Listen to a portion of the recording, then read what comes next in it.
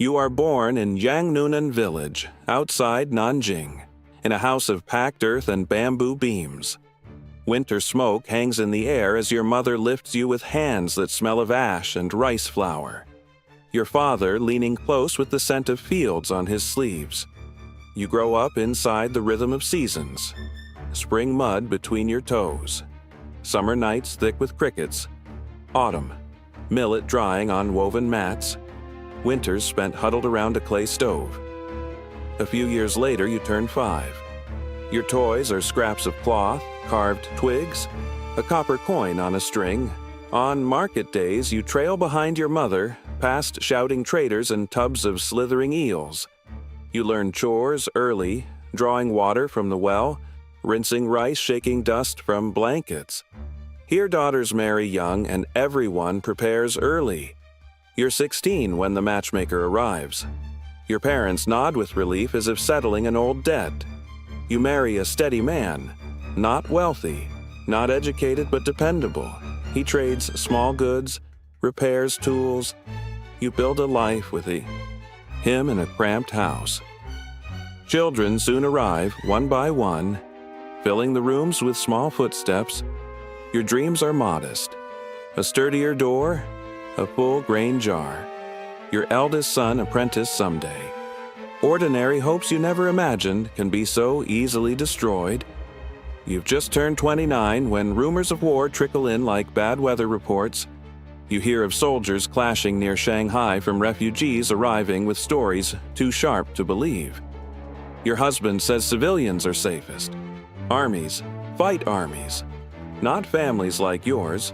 So you keep living, tending the market stall, patching clothes, rocking the toddler who clings to your hip.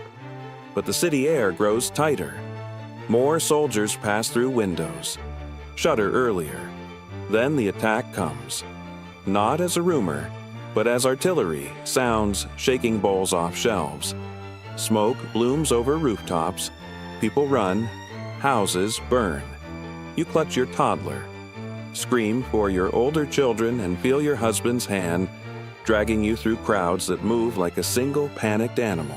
Neighbors sprint. Past clutching bundles, dragging crying children. Smoke rolls in from the direction of the gates. Your husband pulls you toward the city center, toward the market district, the route you know best. But the streets convulse with bodies, pushing in every direction. In the rush, 2 of your children, your first daughter and second son, slip from your grasp. One moment they're ahead of you. The next, the mob swallows them all. You scream their names, but the river of fleeing bodies carries you forward. You and your husband reach the Nanjing safety zone with only 3 children left.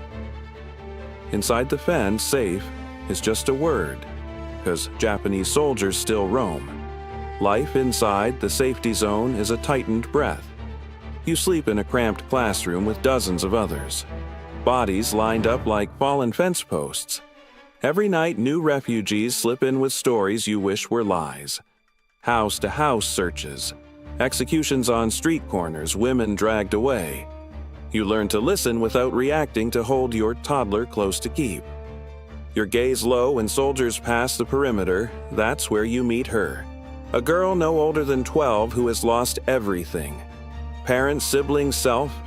Even the house she keeps describing as if speaking it might rebuild it. She follows you everywhere, hovering like a shadow, too afraid to detach. You see her missing daughter in her and pray she's all right. You share rice when you have it, water when you don't. Your husband tells you to leave her, that she's damaged, but you refuse. In a place where no one promises anything, you promise she won't be alone. But the safe zone is only safe on paper. 1.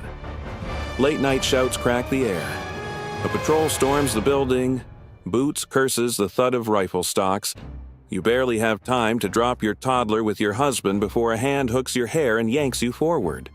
Your husband tries to reach you, but a soldier knocks him down and forces him back with the butt of a gun. The girl is beside you, almost invisible, until a Japanese soldier screams and points at her.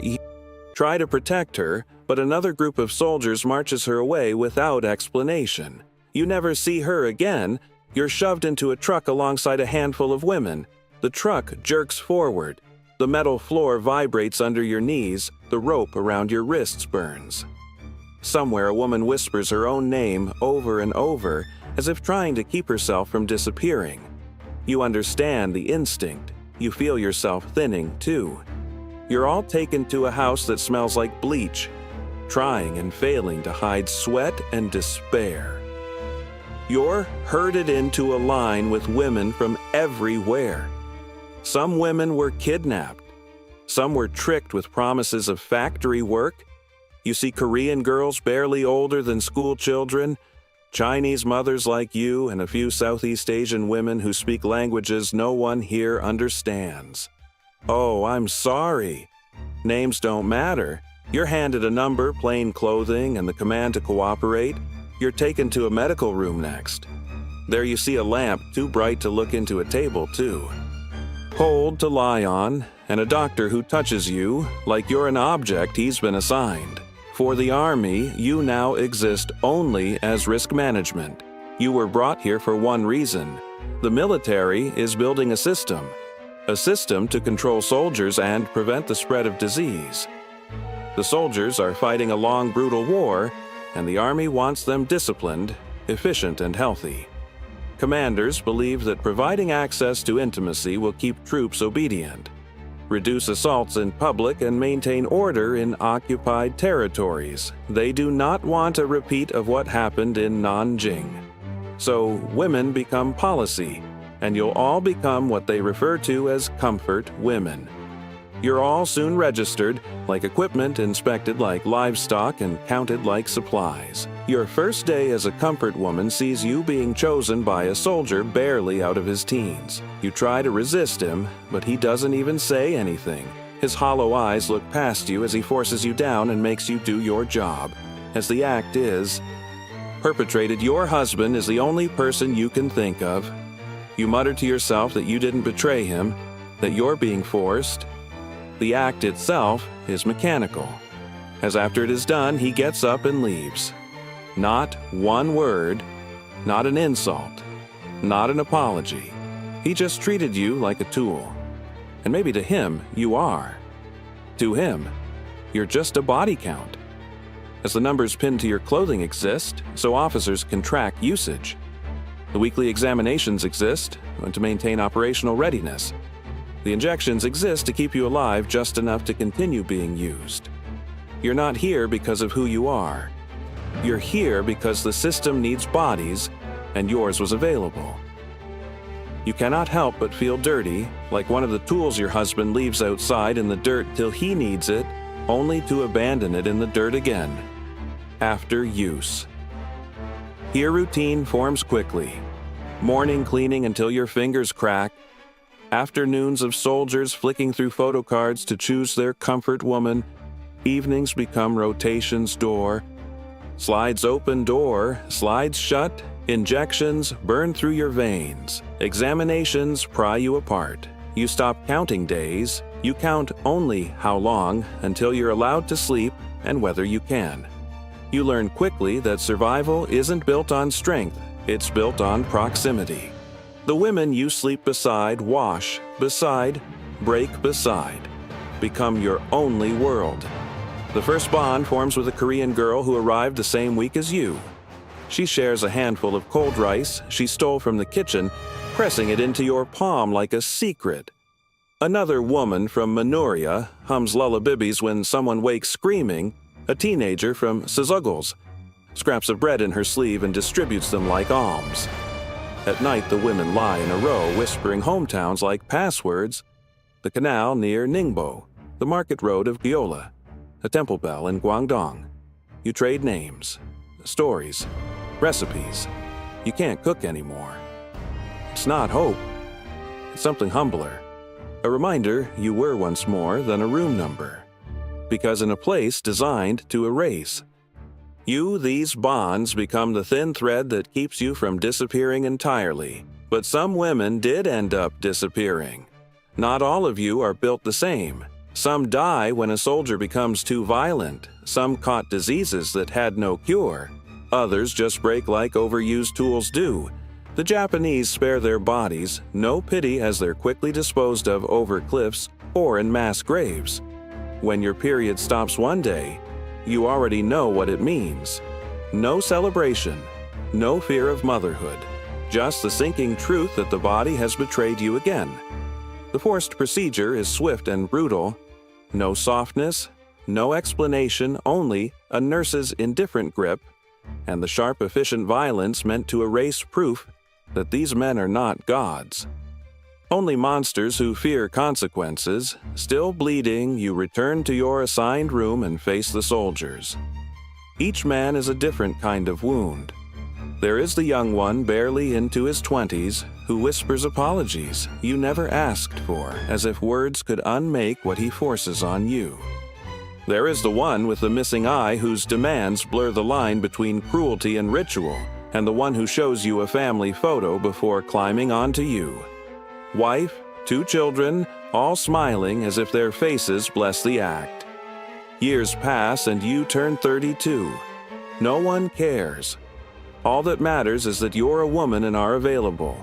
You hear that the war's tide has shifted, that the war has become deadlier, so you shift with it, not by choice, never by choice. Each retreat, each new offensive means relocation.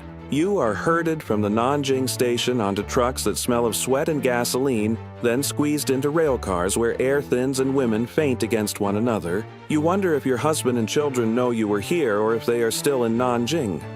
Later, you're all loaded on a ship, its deck pitching under a blank moon waves, slapping the hull like impatient hands. Every move rearranges your world. Familiar faces disappear during roll calls. Some collapse from illness. Others simply never reappear. After a stop, you learn not to ask. In their place come new women, wide-eyed trembling, carrying their own fresh nightmares. New soldiers, too. Each garrison with its own flavor of cruelty, its own routines, new rules, new schedules, new dangers. What you learn is this: geography changes nothing. Every border crossed is just another shape of prison, another room where you measure survival one breath at a time. Your life follows this routine for years. Move new oppressors, new companions, then move all over again. You're 37 when you hear the rumors. Whispers among guards, frantic radio attic. A single phrase repeated with dread. A bomb dropped on Japan. A city erased in a flash. Panic spreads through the garrison like infection. Soldiers pace, argue, curse, break things they can't fix. Some beg for news. Others drown their fear in rage. And when fear grows too large for their bodies, they spill it onto yours. One night during the panic, the soldier that always showed you his family photo comes to your room drunk and angry. He doesn't say anything this time. You wait for him to initiate anything, but that just seems to piss him off as he slaps you. He pushes you to the floor as he punches you while screaming, "It is all your fault." You have no defense as no one comes to your rescue. After the beatdown, he finally commits the act. This time it is brutal, but you see that it is sharpened by desperation as it is quick, frantic, cruel even in its hurry. When he's done, he starts weeping, telling you to forgive him. He says his family was in the city that was bombed, begs you to pray, hoping they survived. He passes out before he can say the next sentence. By nightfall, other soldiers come to carry him away. You never see him again. Then one day, the Allies arrive. Guns up, faces hard, expecting ambushes but finding only the wreckage of a system. You see a few guards flee into the forest. Others turn their guns inward to try and hide the deeds. They are all stopped, but not before some casualties. You are soon herded out into daylight. Blinking, brittle skeletal. For the first time in years, no one tells you where to stand. The journey home is a long unraveling. Trucks, trains, footpaths. You see war in full color, burned-out villages, bomb craters. Swallowing fields, crowds of refugees stumbling toward futures too small to hold them. Nanjing is barely recognizable. A city stitched together with grief.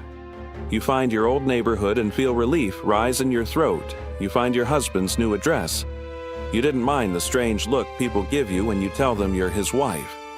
When you knock, a young boy opens the door. You notice he looks like your son. You already fear the worst, but the female voice that comes next confirms it. Your husband has remarried. He soon comes to the door and tells you with no shame, no hesitation, that he cannot take you back. He says he cannot take back a Japanese plaything. Says the children are with relatives, that it's kinder if they think you died, and somehow you agree with him. Better an absent mother than one who went through what you did. You stand there hollow, realizing liberation has delivered you into a different kind of exile, one where you're alive but your place in the world has already been filled, so you begin drifting. Your 30s blur into your 40s as you drift from town to town, taking whatever work no one else wants. Laundry that cracks your fingers, chopping vegetables in market stalls, or hauling water for tea houses. You sleep on borrowed mats and storage floors. You train yourself to be small, silent, unremarkable. You avoid men. You avoid your own reflection. You freeze whenever you hear Japanese because the sound turns your bones to ice. Every night you dream of your children, the ones lost in the chaos, the ones your husband kept from you. Sometimes you wonder about the girl taken from the safe zone. You picture her with a gentle husband, safe, untouched by the years that devoured you. In your 50s, your body begins to fail in ways no doctor bothers to name. Nightmares yank you. Awake memories ambush you in daylight. Sometimes you faint in the street when a motorcycle backfires. People call it nerves. You never correct them. By your late 50s, work becomes scarce. Wrinkles deepen joints, stiffen, and no one would hire an aging woman who flinches at loud sounds. You become a ghost along market edges, surviving but not quite living. Hope unravels slowly, thread by thread. And through all these years, the world never acknowledges what happened to you. You are in your early 60s selling vegetables in a dusty market when someone calls your childhood name. A pre-war friend stands there limping older, carrying the same weathered grief you do. He tells you the impossible. Your eldest son is alive. The boy who was 9 when you last saw him. His own children met your son at an American university. 2 young men from the same ruined hometown. He promises to help contact him. Though letters move slowly, you don't mind. You have waited over 30 years without hope. Waiting with hope is almost a luxury. Months turn into a year, then 2. Then one morning, a soft, deliberate knock. You open the door. Your son stands there older, Americanized but unmistakably his father's face. For a heartbeat, he looks at you like you are a ghost he has spent decades chasing. Then the 2 of you collapse into each other, 40 years, shattering in a single breath. He takes you to the United States. On the first quiet night, he tells you the truth he had carried alone. Your youngest, the toddler you carried through fire, died in the safe zone from illness and hunger. Only your daughter is left and has built a life far away. You weep together at last, not in solitude. Your final years are gentle. A warm room, family nearby. When you die, your son's hands are in yours. Years after your death, the world shifts. Newspaper print words you waited a lifetime to hear. Apologies, acknowledgments, committees. Convening to name what was done to women like you. The Kono Statement televised testimonies. Documentaries where strangers debate a truth you carried in your bones. None of these apologies reach you. None can bring back the women who died nameless. But for those still living, for those who can finally speak without fear, it means the world to them.